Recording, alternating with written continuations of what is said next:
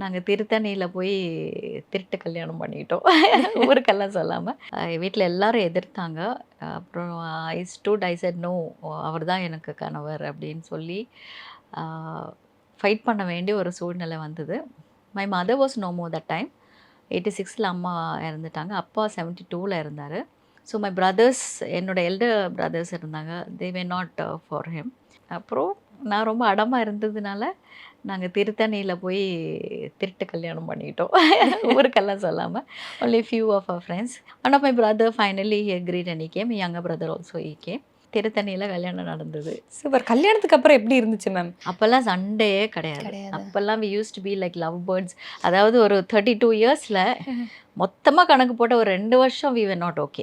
Not together at first stretch கிடையாது. மொத்தமாக கொஞ்சம் ஒரு சண்டை கிண்டை வந்தால் I used to be very submissive actually. ஏன்னா அப்படி தானே நம்மளை வளர்த்துருக்காங்க.